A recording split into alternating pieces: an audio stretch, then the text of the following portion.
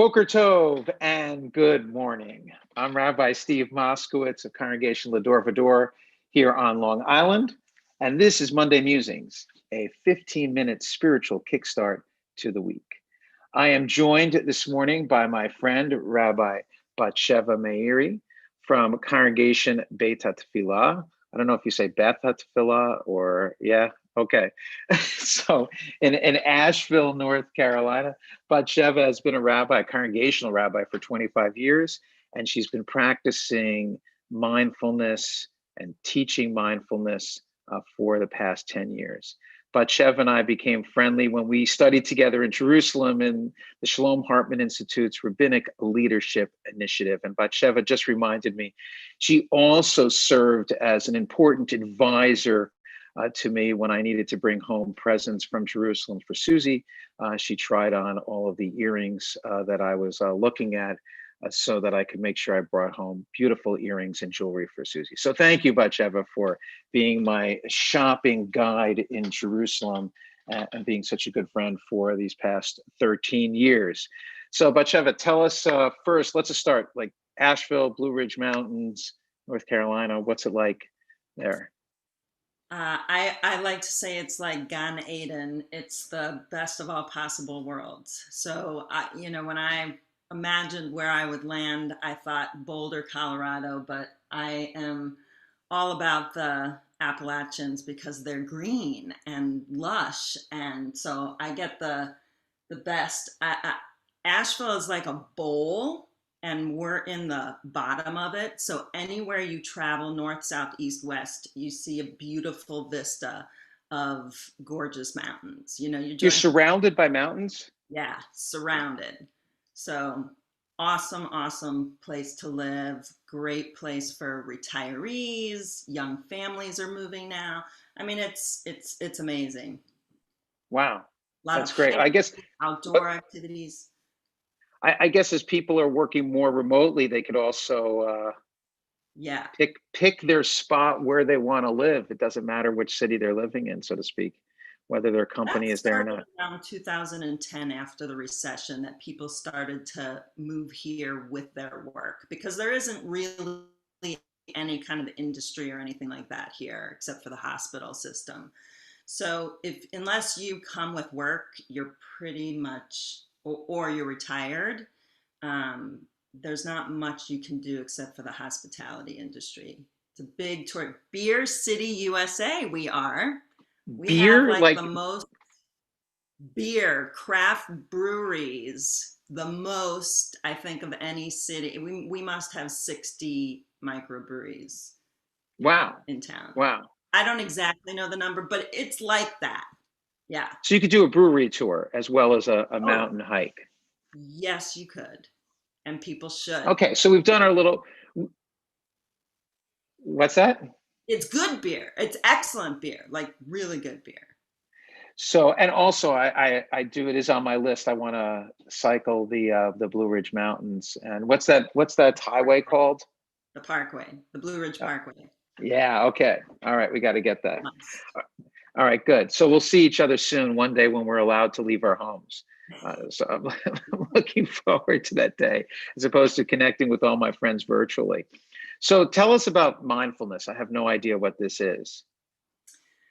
So mindfulness is like the secular term for meditation technologies which came from the Buddhist tradition, but which a whole bunch of Jews in the late 60s and 70s brought over to the United States and recreated into, like, planted it into the Western context. And even from that context, it's moved into the medical and scientific world because there are people like John Kabat-Zinn at the University of Massachusetts who have made entire courses called like mindfulness-based stress reduction, because they've found that doing meditation has good health effects. In neurology, we're just discovering that, we can actually rewire our brains ourselves. And so, mindfulness has lots and lots of Can you benefit. go, what do you mean rewire our brains? Well, when you start to when you start to sit and pay attention to the working of your mind, you can start seeing thought habits that are either good for us or not good for us. And once you start to notice them, then you can make a decision about whether or not you want to keep them. And you make different, you make different thought habits. So, for example, I have an old thought habit, which is to get nervous before I do things. So like I was nervous all weekend long for this. Oh, I'm so sorry. No, but it was great practice, because here I was, seeing this really old thought habit and saying, I don't have to suffer from this, because I know it's the thing that adds energy to what I do, and I can befriend that coping mechanism in a different way and utilize it. It doesn't erase things, but you can sort of shift your thinking and be more skillful and suffer less. I mean, the big thing in Buddhism is about, being free from suffering. But I think, and certainly when that gets translated all the way to University of Massachusetts, it is about freeing ourselves from suffering, because we start to see how the mind is not always seeing clearly. I'll give you an example. I mean, this was like such an example from my life. I was getting off the highway. It was a short off ramp, and I bumped into a bus that was in front of me. And I was like, oh my God, it was just a little bump. So in my head, I said, there probably isn't any damage. I get out of my car, I look at my car, voila, no damage. So, there I am, and the bus driver gets out. There's no damage to the bus. So I like, would think not. He doesn't care. So I get out. 2 weeks later, Steve, 2 weeks later, somebody's like driving next to me, like banging on their window, pointing at my front end, because literally it was totally dented and almost like coming up. But in my mind, I did not want to see that at all. And like, that doesn't happen often. I mean, that you literally don't see what you don't want to see. But how many times do you not actually see, maybe not with your eyes, or not want to see certain things and turn away from them? And sometimes that doesn't serve us, I think that is exactly what we're confronting now, just sort of in a global way, in terms of how people's approach to the pandemic. I mean, people are refusing. But there's two sides to it. People are refusing to see both the dangers posed by the pandemic and how we should respond as a country and as a community, and what safeties, what protocols we should do to ensure the safety of everyone. That's on one side. On the other side, people are completely consumed by fear and can't do anything. So one of the things about mindfulness is that, in the John Kabat-Zinn definition, it's paying attention on purpose to the present moment without judgment. And what I wanted to say about the fear is, the present moment, one of the things that happens in my mind with fear is that I start to jump to all the things that could happen. Oh no, now, who knows if I'm going to be able to work anymore? And if I can't work, can I pay my rent, my mortgage? Can I send my kids to college? Can I do? And, you could fill your whole brain with a story of all the things that could happen. But what mindfulness training has taught me is to catch myself in that thought and say, you know what? None of that is true right now. Right now, I'm safe. I'm in a home. I have clothing to wear, food to eat.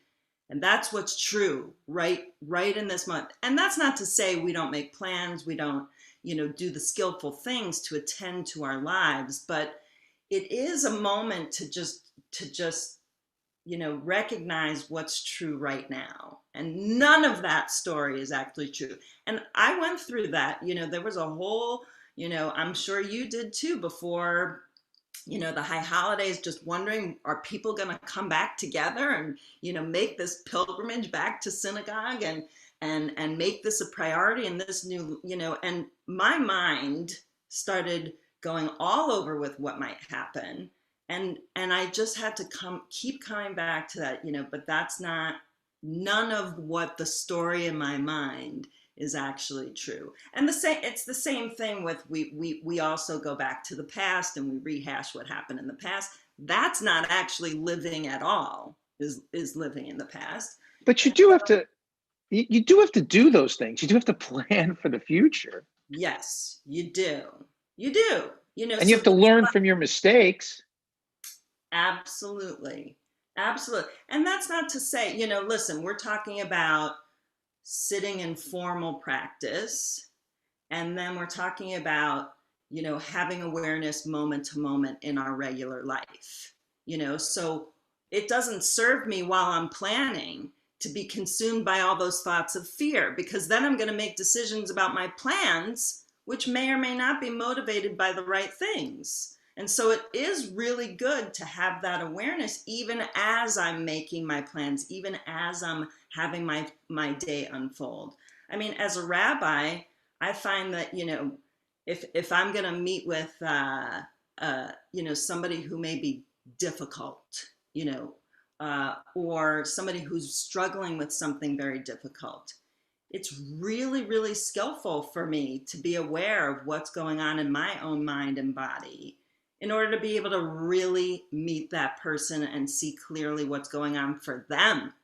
Because I can make a story about what's going on for me, but in order to really see clearly, I have to be able to distinguish what's mine and what's theirs. I mean, it's not so different from, transference and all that stuff that we talk about in psychology, but this is like the felt experience of going inside and saying, okay, this person is difficult, or this subject is very difficult for me. Okay, I'm just gonna sort of welcome that. And then, but now, but what's it for you? What's showing up for you, which is separate from that story about me. So I think it's, go ahead. so if the living in the present and being aware of the present is part of what one of the central teachings that I understand here. And I have to say that what immediately occurred to me is, leading tefillah, leading, prayer services, I'm constantly thinking about what the next prayer is we're going to turn to, what reading I want to add. I'm already like one or two steps ahead of actually the prayer that we're doing at the moment.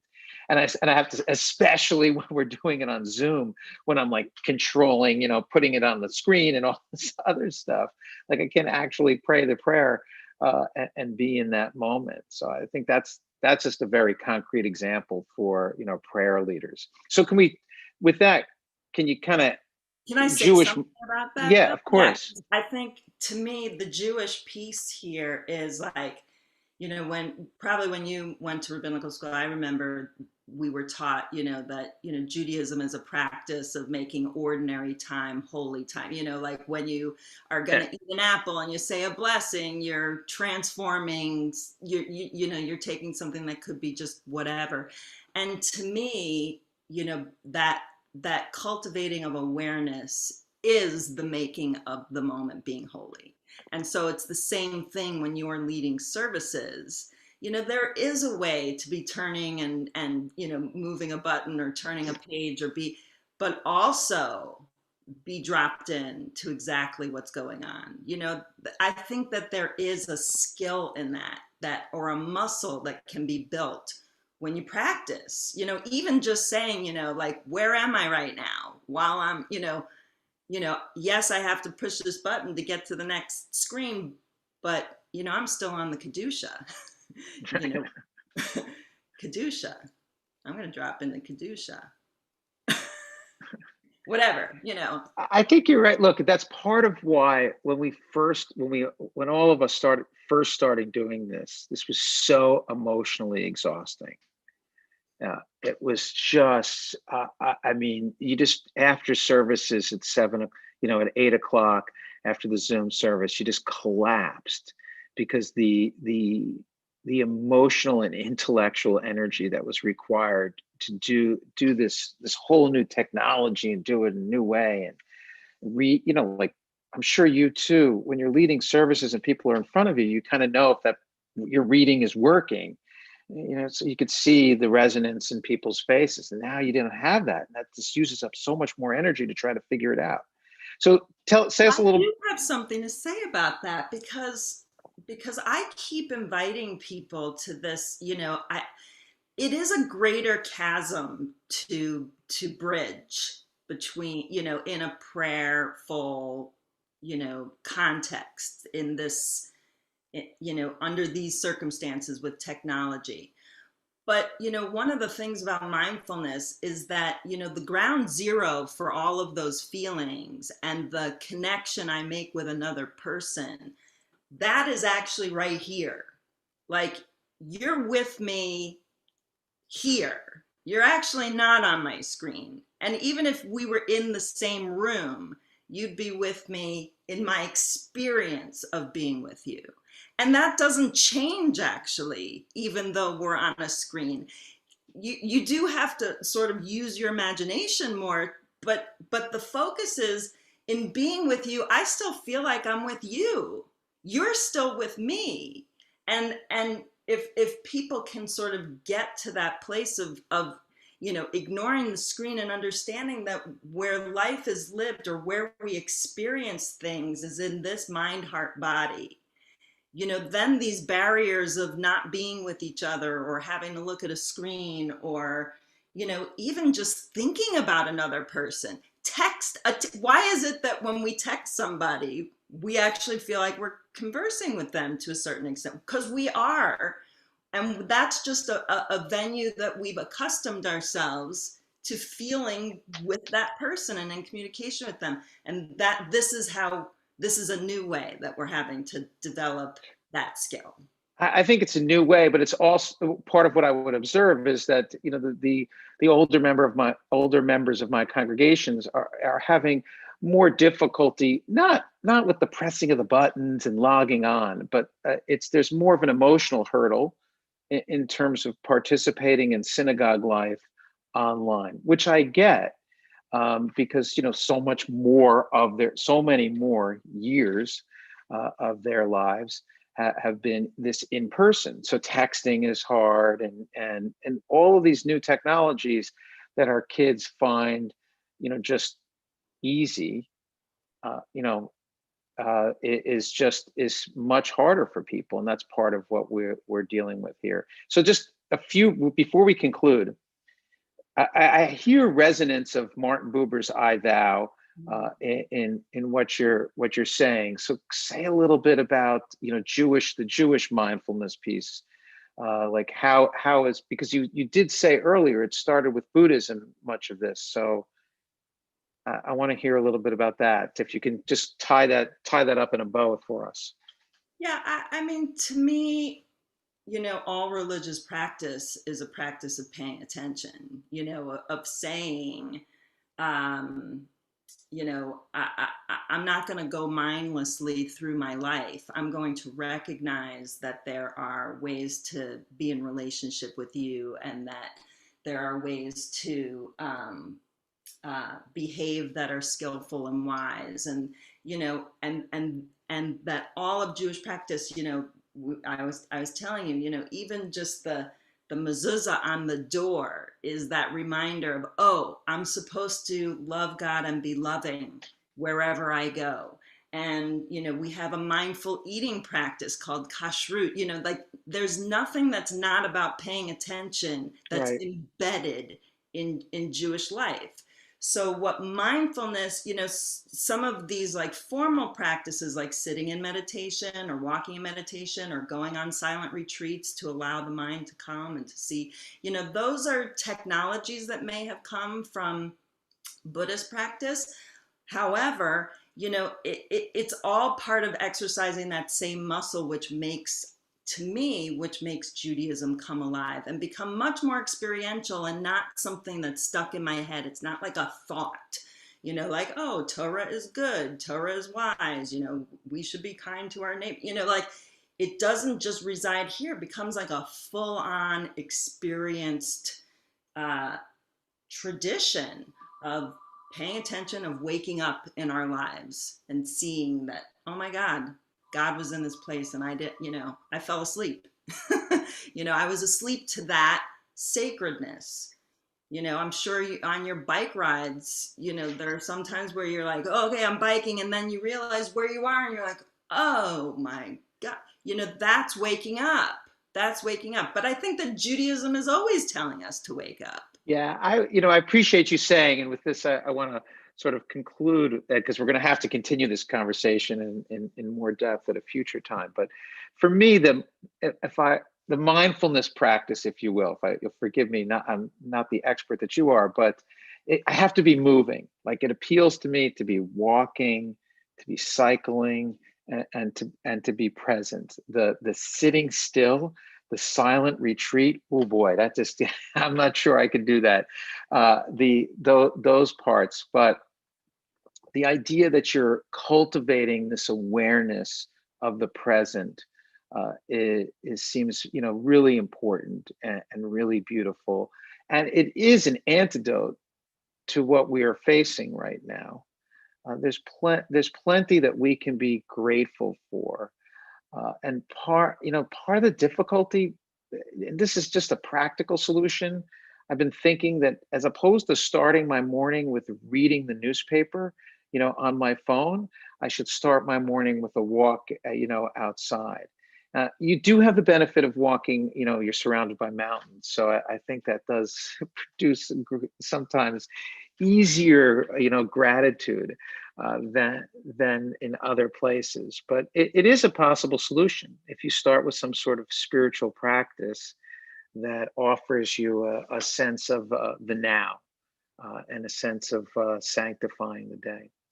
So, Batsheva, I want to thank you so much for teaching us about mindfulness and for your friendship. And I'm so grateful that you've joined us on Monday Musings. So, thank you, and Boker Tov.